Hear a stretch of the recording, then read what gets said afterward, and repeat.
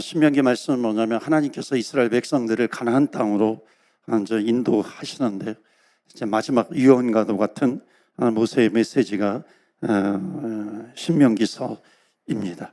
여러분, 그 이스라엘 백성들이 가나안 땅으로 가면서 결국은 뭐가 변화가 되냐면 신분이 바뀌는 겁니다. 그러니까 존재가 바뀌는 거예요. 애굽에서 살 때는 노예라고 하는 존재로 사는 거죠. 어찌 보면 광야를 살아갈 때는 40년 동안은 그 방랑자라고 하는 그 존재감을 가지고 살아가야 되는 거죠. 근데 가나안 땅에 들어가서는 이제 진정한 자유인이 되는 겁니다. 그런데 그 진정한 자유인이라고 하는 것은 나름대로 뭐 선택할 때라든지 뭔가 결정을 할 때라든지 성숙함이 있어야 하는 거죠. 성숙함이 없는 상태에서 자유가 주어지면 안 되잖아요. 그냥 막 휘두르게 되잖아요. 방종하게 되잖아요. 그래서 이 가나안 땅에 들어가서 이스라엘 백성들이 어떻게 살아가야 되는가라고 하는 것을 계속해서 주고 있는 메시지가 신명기서입니다. 그래서 그 24장 말씀은 뭐냐면 신명기서 24장은 특별히 가정에 대한 겁니다. 그러니까 하나님께서 이 거룩에 대한 말씀도 많이 하시지만 또 한편으로 그것이 적용이 되는 가정에 대해서도 많이 말씀을 합니다. 이제 제가 오늘도 제목이 다음 세대를 위한 기도인데요. 제가 아마 다음 주에 그 금요기도 인도하면 그 다음에는 아마 제가 선교를 원주민 선교를 떠나서 아마 그 다음 주에 다다음 주죠 금요 기도회를 제가 인도할지는 모르겠어요. 그래서 이제 방학이 끝나가잖아요. 그래서 방학 끝날 때까지 우리 자녀들하고 같이 오시면은 제가 특별히 자녀들을 위해서 안수하는 시간을 갖도록 하려고 합니다. 그래서 자녀들을 위해서 다음 세대를 위해서 안수하고 또 우리 금요기도회 때 안수받고자 하는 마음이 있는 분들을 위해서 안수하도록 그렇게 하겠습니다. 자, 먼저 오늘 말씀 보시면은 이제 결혼 생활에 대해서 말씀을 하는데 이 당시 먼저 좀 알아야 될 것이 있어요. 오늘 말씀의 배경이 지금으로부터 뭐 1400년 전입니다. 그러니까는 그 당시 고대 근동의 결혼 제도예요. 우리나라만 해도 굉장히 남성 위주잖아요. 그러니까 1400년 전이니까 더욱 심한 거죠. 그 당시 고대 근동에서는 그러니까 여자를 돈을 주고서 여자를 이제 사오는 그런 경우였고, 그리고 또 쉽게 버릴 수 있는 그런 시대였습니다. 그러니까 결혼하는 남편이 뭐 좋은 사람인지 나쁜 사람인지 어떤 폭력적인 사람인지 뭐 그런 거 전혀 상관이 없었습니다. 그냥 무조건 가가지고 순응하면서 살아야 되는 그런 구조였죠. 그러니까 이 당시에 남자들이 아내를 쉽게 버릴 수 있고, 설령 안 버린다고 해도 쉽게 또 다른 사람을 이렇게 얻을 수 있는 그런 사회였습니다. 하긴 뭐 제가 처음에 신학교 졸업하고 농촌 목회 할 때도 보면 그때도 이제 동네 할아버지 할머니들이 있었잖아요. 그 가운데도 보면은 결혼할 때 처음 그 남편을 보신 분들도 그 당시에도 있었더라고요. 그러니까 이 모세 시대는 얼마나 더 이게 심했겠어요. 남성 위주의 결혼 문화였죠. 그런데 고대 근동의 이제 그런 문화 속에서 오늘 이제 신명기서 24장 1, 2, 3, 4, 5절을 보시면요, 굉장히 파격적인 내용이 담겨져 있습니다. 1절 말씀 보세요. 1절 말씀 보시면 우리 다 같이 읽겠습니다. 하나님이 사람이 아내 그를 기뻐하지 아니하면 이혼 증서를 써서 그의 손에 주고 그를 자기 집으로 내보낼 것이요. 이제 너희들은 이제 이렇게 살아야 된다라고 하는 것을 말씀하고 있습니다. 너희들이 진정한 자유인이 됐다면 너희들이 어떤 존재인가라고 하는 것을 가지고 살아라라고 하는 건데, 여기 1절 말씀 보시면 여기 수치됨이라고 하는 것이 있어요. 수치됨이라고 하는 것, 수치되는 일이 있음을 발견하고 그를 기뻐하지 아니하면 이랬죠. 여기 수치됨이라고 하는 것은 무슨 뭐 아내의 부족함 또는 뭐 어떤 결함 이런 것이 발견이 되면은 그냥 무조건 버릴 수 있는 그런 시대인데, 하나님은 그렇게 하지 못하도록 장치를 마련해 두신 겁니다. 하나는 뭐냐면 거기 보세요. 1절 보시면 아내가 수치되는 일이 있지 않으면이라는 뜻입니다. 그러니까 수치되는 일이 있음을 발견하면, 그러니까 수치되는 일이 없으면 이혼이 불가능하다라고 하는 겁니다. 그러니까 쉽게 버릴 수 있는 물건 취급을 당했던 그런 상황 속에서, 시대 속에서 이혼 증서를 써주라라고 하는 겁니다. 이혼 증서를 써서 그의 손에 주라라고 하는 거죠. 그러니까 이혼 증서를 써준다라고 하는 것은 뭐냐면, 처음에는 뭐냐면 쉽게 버리지 말라라고 하는 것이고, 이혼 증서를 써주라라고 하는 것은, 그 손에 쥐어주라라고 하는 것은 정당한 어떤 그 과정, 절차, 이런 것을 밟아서 해라. 그러니까 감정에 치우쳐서 하지 말라라고 하는 겁니다. 그러니까 그것을 지금 막아주는 거죠. 감정에 치우쳐가지고 쉽게 아내를 버리는 것을 막아주고 있는 겁니다. 그러니까는 이 당시의 문화 속에서 이게 굉장히 파격적인 겁니다. 그러니까는 여성들을 보호하는 혁명적인 하나님의 사랑이 여기에 담겨져 있습니다. 그러니까 성경의 처음 구약부터 신약 성경에 흐르고 있는 그런 메시지가 있어요. 그러니까 우리가 뭐의 지배를 받아야 되는가? 말씀의 지배를 받아야 된다는 거죠. 그러니까 말씀의 지배를 받지 못하면 감정의 지배를 받게 됩니다. 그러니까 사람에게 지배를 받게 되는 것이죠. 그러니까 말씀의 지배를 받을 수 있도록 하는 겁니다. 그렇게 말씀을 주시는 거죠. 그리고 나서 2절, 3절, 4절을 보시면요, 2절에 보시면 그 여자는 그의 집에서 나가서 다른 사람의 아내가 되려니와, 그러니까 이혼 증서를 주어서 이제는 다른 사람의 여자가 되었다는 거예요. 그런데 3절에 보시면은 그의 둘째 남편도 그를 미워하여 이혼 증서를 써서 그의 손에 주고 그를 자기 집에서 내보냈거니와, 또는 그를 아내로 맞이한 둘째 남편이 죽었다 하자. 그러니까 뭐냐면 두 번째 결혼을 했어요. 이혼 증서를 받아가지고 그 다음에 이제 두 번째 그 결혼을 했는데 또 거기서 이혼을 했거나 또는 남편이 죽었거나 하는 그런 상황을 맞이하게 된 겁니다. 자, 그러면 어떻게 되냐면 4절 말씀 보시겠어요? 우리 4절 같이 읽겠어요. 시작. 그 여자는 이미 몸을 더럽혔은즉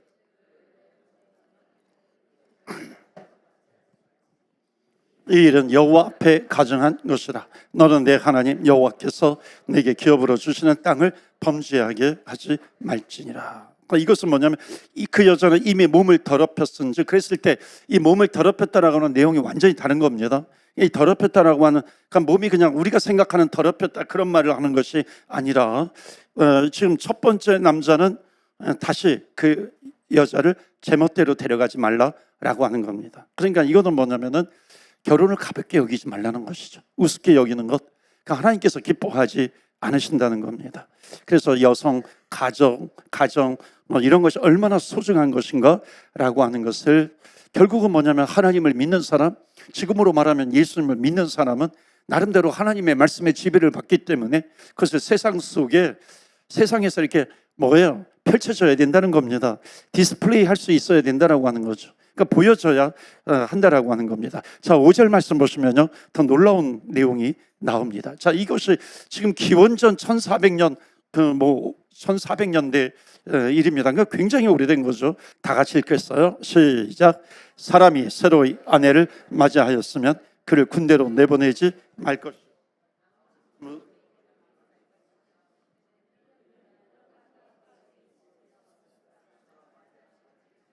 자, 거기 보시면은 우리나라에도 이런 거 있었으면, 옛날에 제가 군대 가기 전에 이런 게 있었으면 제가 미리 결혼을 했을 텐데, 그렇죠?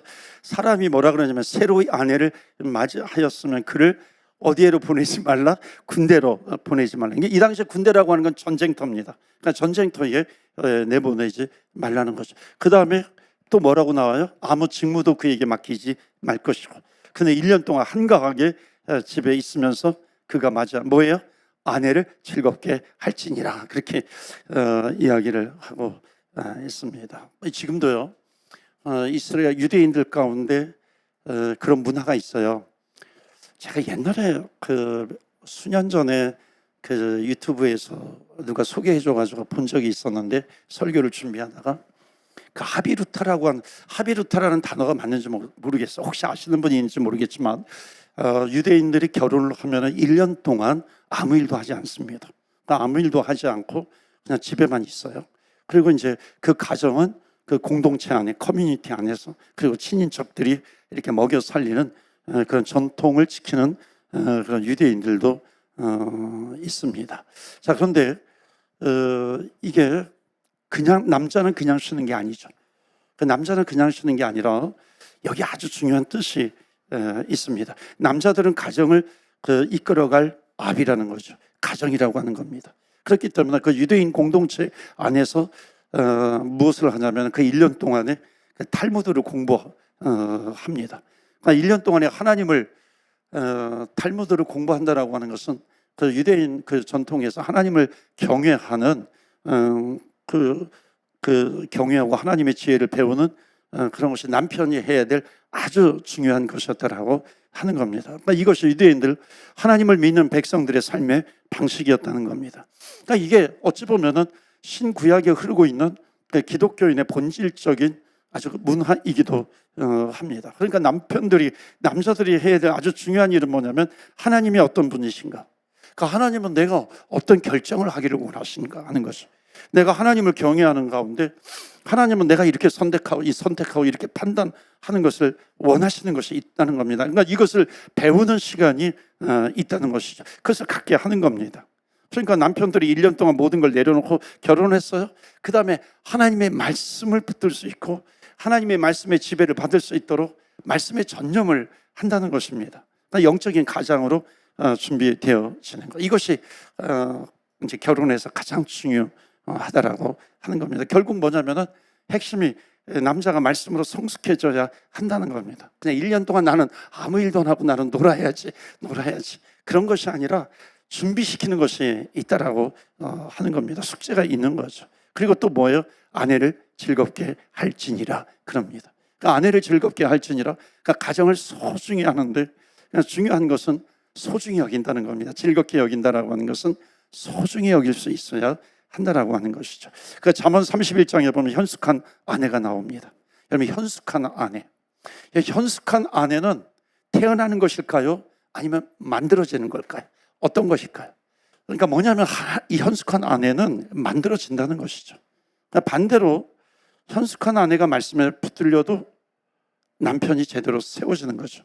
그러니까 남편이 말씀으로 세워지면 현숙한 아내가 만들어지는 것이고, 반대로 현숙한 아내가 말씀에 붙들려도 아버지가 제대로 세워진다는 겁니다. 결국 남녀가 상관이 없는 것이죠. 중요한 것은 뭐냐면 남편과 아내가 누가 위냐 누가 아래냐라고 하는 것이 아니라 그 핵심 사상은 뭐냐면 누가 하나님의 말씀에 붙들려 있는가 하는 거죠. 그러니까 둘 다 하나님의 말씀에 붙들려 있으면 좋겠지만 둘 다가 아니라도 한 사람이라도 하나님의 말씀에 붙들려 있으면 된다는 겁니다. 왜냐하면 여러분, 하나님의 신앙의 핵심 원리가 뭐예요? 축복의 통로잖아요. 흘러가는 거잖아요. 그러니까 가정에서 누구 한 사람이 붙들려 있으면 벌써 흘러가게 된다는 겁니다. 그러니까 말씀을 흘려보내게 되는 거죠. 영적인 물꼬가 트이게 되는 겁니다. 그렇기 때문에 말씀에 붙들리는 것이 너무너무 중요한 것이다. 아버지가 말씀에 붙들리고 어머니가 말씀에 붙들리고 남편이 말씀에 붙들리고 아내가 말씀에 붙들리는 것이 너무너무 중요한 것입니다. 여러분, 홀부모인 경우도 있잖아요. 사별이라든지 또는 어쩔 수 없는 이유로 헤어졌을 그런 경우가 있습니다. 때로는 가정이 타이로 깨어진 그런 가정이 될 수도 있습니다. 그럴 때는 홀부모가 어머니가 아버지가 둘의 역할을 다 감당을 해야 됩니다. 그게 잘 되면 좋겠지만 그게 약해질 수 있죠. 디스펑셔널한 가정, 깨어진 가정일수록 그게 약하게 나올 수가 있습니다. 사랑이라고 하는 것이죠. 그런데 뭐예요? 하나님의 사랑이 있잖아요. 기독교의 사랑이 뭐예요? 성경에 흐르고 있는 사랑이 무엇입니까? 아무리 깨어진 그런 가정이라 할지라도 성경은 뭐예요? 고아와 과부와, 그렇잖아요. 가난한 자와 혼자 된 사람 있잖아요. 그런 사람의 하나님은 아버지가 되어주신다라고 하는 것을 말씀하고 있는 것입니다. 그러니까 중요한 것은 뭐냐면 그런 환경이 중요한 것이 아니라 하나님의 말씀이 우리 가정을 지배하고 있는가라고 하는 것이 중요합니다. 여러분, 제가 목회적인 경험에서 보면 홀부모인 경우가 있잖아요. 그 한쪽에서 아버지와 어머니 두 가지를 다 하려고 할 때 오히려 자녀가 정신적인 안정을 누리지 못합니다. 근데 이렇게 해야 돼요. 그러니까 어머니가 하나님 말씀에 붙들려 있으면 어머니의 역할만 최선을 다하면 하나님께서 아버지의 역할을 하신다는 겁니다. 이것은 반대도 마찬가지이죠. 그러니까 그렇게 함으로써 하나님께서 영적으로 부여한 가정으로 하나님은 반드시 회복을 시켜 주십니다. 그렇기 때문에 오늘 우리의 기도 제목이 바로 이런 부분이 되어야 됩니다. 하나님, 우리 가정 영적으로 하나님 회복시켜 주시옵소서. 우리가 기도해야 하는 거죠. 그러니까 하나님은 그렇게 한 가정 한 가정을 소중하게 여기신다라고 하는 것을 여러분 믿으시고 오늘 가정을 위해서, 배우자를 위해서, 또 자녀를 위해서 기도하는 이 시간이 되기를 바랍니다. 여러분, 자녀를 위한다는 것이 무엇인가요? 그러니까 자녀를 위한다라고 하는 것은 아내를 소중히 여기고 남편을 존중하는 것입니다. 그것이 자녀를 사랑하는 것이죠. 그러니까 홀부모는 어떻게 돼요? 홀부모는 한쪽만 있어요. 어떤 이유로? 하나님을 붙들면 되는 거죠. 그러니까 하나님을 붙들게 되면 하나님께서 한쪽을 담당해 주십니다. 넉넉하게 담당해 주세요. 그것을 자녀들이 보게 되는 것입니다. 그래서 여러분, 성경의 최초의 부부가 아담과 하와잖아요. 그러니까 아담이 혼자 있는 것이 좋지 않아가지고 그 아담이 잠자고 있는 사이에 하나님께서 갈비뼈를 취해가지고 그 하와를 만듭니다. 아담이 잠에서 깨어나가지고 그 자기 아내를 보면서 아주 깜짝 놀랬다 그러잖아요. 워맨, 워맨, 워맨, 워맨. 그래가지고 워맨이라고 하는 단어가 여자가 되었다라고 하는 겁니다. 여자가 워맨이 되었다라고 하는 이 썰렁한 그런 유머가 있어요. 워맨. 아담이 놀란 거죠. 야, 이렇게 이쁜 아내를 하나님께서 나에게 주셨구나. 이렇게 깜짝 놀라서 기뻐하는 거죠. 그래서 아담이 뭐라 그래? 이는 내 뼈 중에 뼈요, 내 살 중에 살이다. 이렇게 얘기를 하잖아요. 근데 성경을 보면은 남자가 부모를 떠나서 그의 아내와 합하여 둘이 한 몸이 되었다 그럽니다. 한 몸이 되었다라고 하는 것 제가 여러 번 말씀을 드렸잖아요. 그러니까 한 몸이라고 하는 것은 뭐냐면 그 다음에 나오는 이게 24절 9절인데 25절 9절이 뭐냐면 둘이 벌거벗었으나 부끄럽지 않다라고 하는 겁니다. 그런데 이 몸이라고 하는 것을 우리 기독교인들은 그냥 세상적인 그런 표현으로 보면 안 돼요. 성경에 나와 있는 한 몸이라고 하는 것은 영과 혼과 육이에요. 그러니까 한 인간을 볼 때 영, 혼, 육을 다 볼 수 있어야 한다는 것입니다. 그러니까 한 몸이라고 하는 것은 영적으로 하나가 되어야 되고 혼이라고 하는 건 마음이거든요. 정신적으로 하나가 되어야 되는 것이고 육신적으로 하나가 되는 겁니다. 세상은 결혼해서 한 몸이 되었다라고 하는 것은 육신적인 것을 가장 우선적으로 두잖아요. 그러나 우리 기독교에서 한 몸이라고 봤을 때는 그 순서가 가장 중요한 것이 뭐냐면 영이거든요. 그러니까 영, 혼, 몸이 육이다라고 하는 겁니다. 그래서 그 몸만이 아니라 그 내면의 부끄러움이 있어요. 내면의 부끄러움, 자존심 상하는 거, 열등감, 어떤 고민, 뭐 여러 가지가 있잖아요. 그런 것마저도 한 몸을 이룬다라고 하는 것은 뭐냐면 벌거벗었으나 부끄럽지 않다라고 하는 것은 그것을 둘 사이에 그것을 대화의 테이블 위에 올려놓고 그것을 대화할 수 있어야 그게 한 몸이다라고 하는 것을 말씀하고 있습니다. 그런데 이게 잘 안 되잖아요. 그런데 기도하는 사람은 된다는 겁니다. 여러분, 기도가 뭐냐면 내가 하나님 앞에 서요. 하나님 앞에 섰을 때에 내 내면에 부끄러움이 있습니다. 나의 문제가 있고 뭐 가정의 문제가 있고 자녀의 문제가 있고 문제가 있잖아요. 기도가 무엇인가요? 그 나의 문제를 심지어 그것이 어떤 상처, 열등감 그런 것이 될 수 있거든요. 그래서 하나님 앞에 올려놓는 겁니다. 기도는 대화라고 하기도 하잖아요.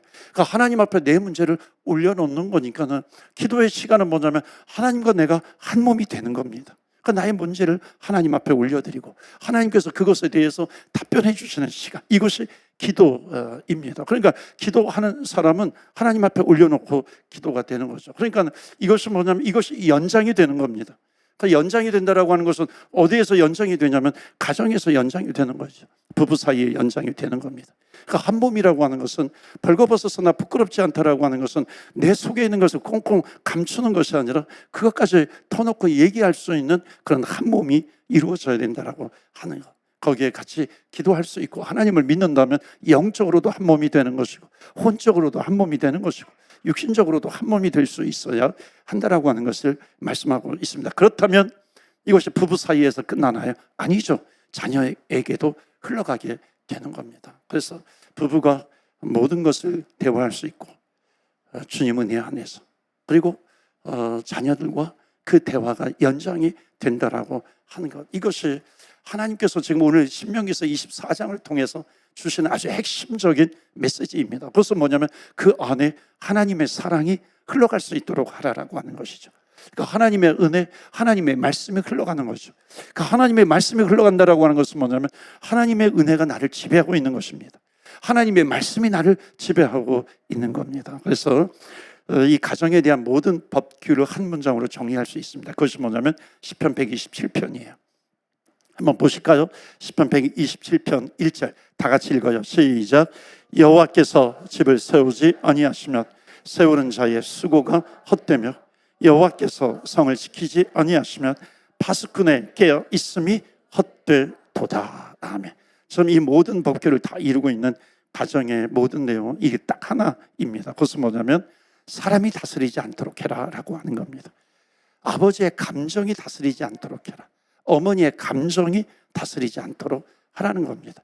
하나님께서 가정을 다스리도록 해라. 하나님이 가정을 다스리도록 하라라고 하는 것이 뭐예요? 말씀이잖아요. 그러니까 말씀이 다스리도록 하라라고 하는 것입니다. 그래서 우리는 하나님이 다스리는 것을 받아서 행하는 도구의 역할을 우리는 감당할 뿐입니다. 그러니까 우리는 도구라고 하는 것입니다. 그래서 여기에 보면 아무리 우리가 가정을 세우려고 해도 하나님께서 세우시지 않으면 헛되도다라고 하는 것을 말씀을 하고 있는 겁니다. 그래서 여러분 이것 자식들의 미래는 부모들의 계획과 무관하지 않습니다. 오늘 우리가 가정을 위해서 특별히 기도하기를 원합니다. 부부를 위해서 기도하고 자녀들을 위해서 기도합니다. 배우자를 위해서 기도를 하고 배우자가 없는 나 혼자라 할지라도 다음 세대를 위해서 우리가 기도하기를 원합니다. 여러분 돈을 물려주는 부모 많이 있습니다. 돈을 제대로 물려주지 못하는 것에 대해서 부끄러워하는 부모들도 있더라고요. 여러분 중요한 것이 뭔지 우리는 알아야 돼요. 자식이 공부를 잘하고 좋죠. 교육을 잘 받도록 성공하도록 서포트해 주는 부모 많이 있습니다. 그런데 정말로 말씀에 근거하면 하나님의 나라가 무엇인가? 선교가 무엇인가? 그러니까 하나님의 나라를 위해서 살도록 돕는 부모 적다라고 하는 겁니다. 영원한 하나님의 나라로 위해서 그것을 살아갈 수 있도록 도와주는, 그러니까 그 부모의 자리에 우리가 서 있어야 되는 것이고 이것이 가장 중요한 것인데 이 가장 중요한 우선되어 있는 것을 붙들지 못하고 그 밑에 있는 것을 붙들게 되면 계속해서 얽히고 설키게 된다라고 하는 것입니다. 그래서 오늘 우리가 주님 앞에 기도합니다. 자녀가 이미 그런 경우도 있어요. 이미 주께로 돌아올 수 없는, 그러니까 먼 길로 갔다고 생각하는 그런 가정도 있잖아요. 그런 부모님들도 있을 거잖아요. 그렇게 생각할 수도 있잖아요. 그럼 하나님을 붙들지 못하면 낙담하게 됩니다. 그러니까 걱정하면서 사시는 그런 분들이 혹시 계십니까? 우리가 해야 될 것이 있어요. 그것은 뭐냐면 주께 맡기는 겁니다. 그러니까 주께 맡기는 것은 이거는 회피가 아니에요. 절대 회피가 아니라 살아계신 하나님, 도우시고 역사하시는 하나님께 맡기는 겁니다. 무엇을 하면 맡기겠어요? 말씀이죠. 기도로 그 말씀이 우리를 지배할 수 있도록, 가정을 지배할 수 있도록 주님께 맡기는 겁니다. 그러면 나는 어떻게 해야 되냐면 자유해야 한다는 것입니다. 그러니까 이게 무책임한 것이 아니라 먼저는 부모가 자유해야 합니다. 그 하나만 보여주면 되는 거죠. 그것만 보여줘도 되는 겁니다. 하나님이 우리 가정의 주인이시다. 우리는 하나님을 사랑하고 하나님께서 너를 사랑해. 하나님께서 우리 자녀들을 사랑해. 하나님께서 너를 사랑한다라고 하는 이 한마디, 하나님이 우리 가정의 주인이라고 하는 이 한마디, 그냥 형식적인 것이 아니라 정말로 내가 부모님께 붙들려 있고 말씀에 붙들려 있고 말씀이 우리를 지배한다라고 하는 이 믿음 가운데 자녀들에게 흘러가는 그 한마디의 언어, 이것이 자녀들을 돌아오게 하고 자녀를 살리게 된다라고 하는 것이고, 당장은 그렇게 보이지 않아도 그것이 자녀들의 마음속에 그것이 새겨지는 겁니다. 절대 성경은 뭐라 그래요? 하나님의 말씀은 떨어지지 않는다 그러잖아요. 꽃은 떨어지고 풀은 시들지만은 하나님의 말씀은 절대로 떨어지지 않습니다. 그렇기 때문에 우리는 그 믿음을 가지고 계속해서 흘려보내고 있는가라고 하는 것입니다. 그래서 사랑하는 성도 여러분, 우리가 가정은 가난할 수 있고 병들 수 있고 어려울 수 있어요. 그러나 가장 중요한 것은 우리 가정은 하나님의 나라를 향해서 뚜벅뚜벅 걸어갈 수 있는 그런 가정이 되시기를 축원합니다. 아멘. 오늘 우리가 가정을 위해서도 기도하고 또 선교를 위해서도 기도합니다. 그래서 선교는 예배가 없는 곳에 예배가 있게 해주세요. 그래서 우리가 간절하게 기도합니다. 여러분, 하나님께 예배를 드려야 하나님을 만날 수가 있는 겁니다. 그러니까 예배가 없으면 아무 일도 벌어지지 않아요. 그러니까 선교하는 것은 뭐냐면 예배가 없는 곳에 예배가 있게 해요. 그러니까 예배가 있다라고 하는 것은 뭐냐면 예배 시간에 하나님을 만나게 되잖아요. 기도 시간에, 찬양의 시간에 하나님을 만나게 되잖아요. 하나님의 임재가 있도록 하는 겁니다. 그래서 스바냐서 3장 17절 말씀 보여주실까? 이게 뭐냐면 예배하는 사람들의 모습입니다. 찬양하는 사람들의 모습이기도 하고요. 다 같이 읽어요. 시작. 너희 하나님 여호와가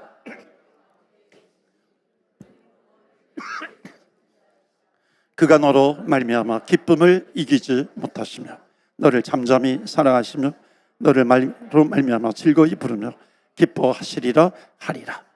아멘. 이게 하나님의 모습을 지금 보여주고 있는 겁니다. 너무나도 정확하게. 그러니까 예배하는 사람들의 모습인데 그들에게 뭐가 있었냐면 지금 반복되는 단어가 뭐냐면 기쁨이에요. 기쁨이 있었다는 겁니다. 그런데 이 기쁨이 어디에서 나오는 거냐면 존재에서 나오는 거예요. 내가 어떤 존재인가라고 하는 그 존재에서 나오는 기쁨이 있어요.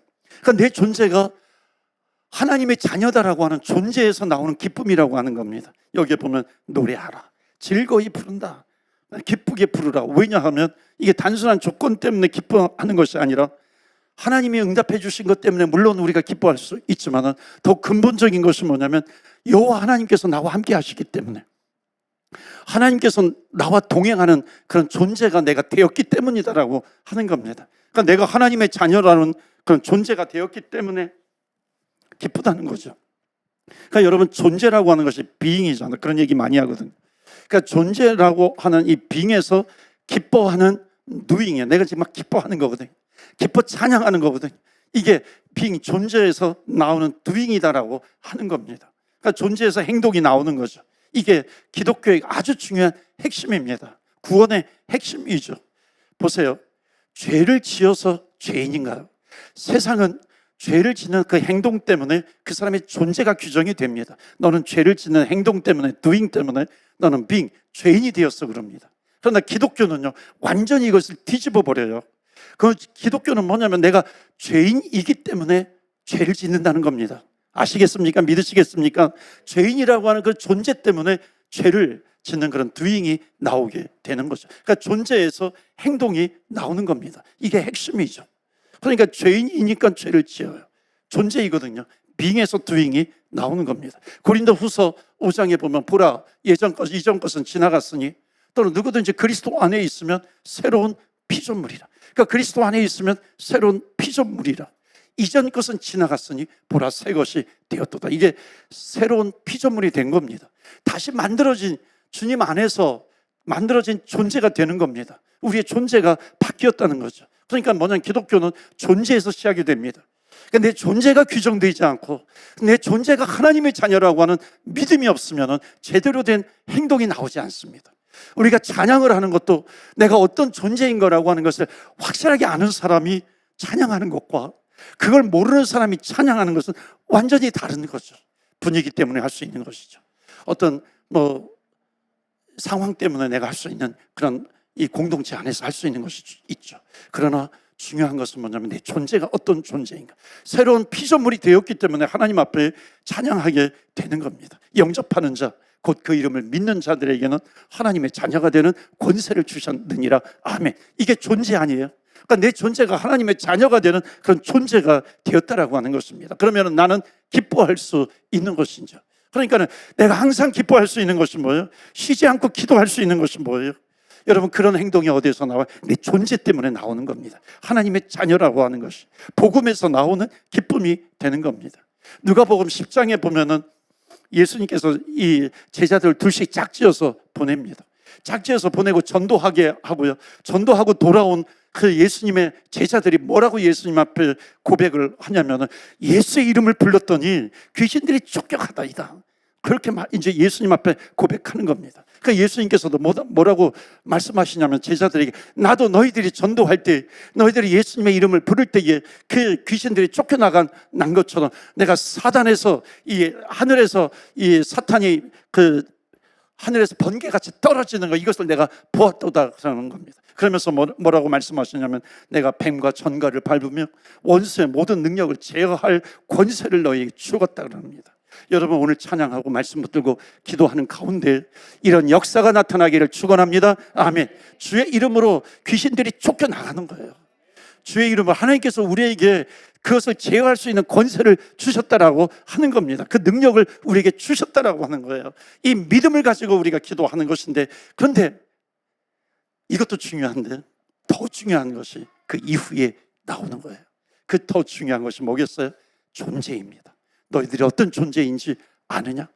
누가복음 그 10장 20절 말씀에 보면은 너희들이 귀신들이 항복하는 것, 그것보다도 더 기뻐해야 될 것이 있다. 그것이 뭐냐면 너희 이름이 하늘나라 생명책에 기록이 된 것. 너의 이름이 하늘나라 생명책에 기록이 되었다라고 하는 것. 너희들의 존재가 이런 존재야. 너희들이 이런 존재인데 이런 존재를 인해서 너희들이 더욱 기뻐해야 된다라고 하는 것을 예수님께서 제자들에게 말씀하고 있는 것입니다. 이게 존재야. 너 이름이 하늘나라 생명책에 기록이 되어 있다는 거 하는 것. 저와 여러분은 우리의 이름이 하늘나라의 생명책에 기록이 된 줄로 믿습니다. 아멘. 이것을 꽉 붙드셔야 하는 것이에요. 그렇다면은 우리는 주님 앞에 기뻐 찬양할 수 있습니다. 이게 굉장히 중요하기 때문에 좀 더 말씀을 드리면 이사야 선지자가 주님의 임재가 있으니까 숯불로 천사가 스랍이 나타나가지고 그 숯불로 이사야의 입을 이렇게 대는 겁니다. 그러니까는 이사야가 뭐라고 고백을 하냐면 화로다 내가 망하게 되었도다 내가 망하게 되었도다 그렇게 이야기를 합니다. 그러면서 나는 입술이 부정한 자라. 그때 하나님께서 뭐라고 말씀하시냐면 너의 죄가 사해졌다. 너의 죄가 사해. 이게 뭐냐면 존재입니다. 내가 존재가 하나님께서 나를 용서해 주신 존재가 되었어. 그때 하나님께서 또 뭐라고 말씀하시냐면 누가 나를 위하여 갈고 누가 나를 위해서 갈고. 그때 이사야가 제가 여기 있나이다. 나를 보내소서 그럽니다. 보세요. 나를 보내소서. doing입니다. 행동이죠. 이게 어디에서 나와요? 화로다 내가 망하게 되었도다. 나는 입술이 부정한 자로다. 하나님과의 관계 속에서 내가 어떤 존재인가라고 하는 것을 명확하게 알고 있는 겁니다. 중요한 것은 뭐냐면 존재예요. 사도 바울이 그렇게 복음을 전하다가 감옥에 갇힙니다. 그래도 기뻐해요. 여러분 세상에서 감옥에 갇혔는데 어떻게 기뻐할 수 있어요? 근데 사도 바울이 기뻐할 수 있는 것은 뭐냐면 존재입니다. 여러분 초대교회 교인들이 사자밥이 되면서도 왜 얼굴이 환해요? 스테반 집사님처럼 존재예요. 내가 어떤 존재인 거라고 하는 것을 너무나도 알기 때문에 그런 겁니다. 사랑하는 성도 여러분, 제가 말씀을 더 길게 안 하겠습니다. 하나님 앞에서 하나님 자녀된 것으로 기뻐하시기를 축원합니다. 아멘.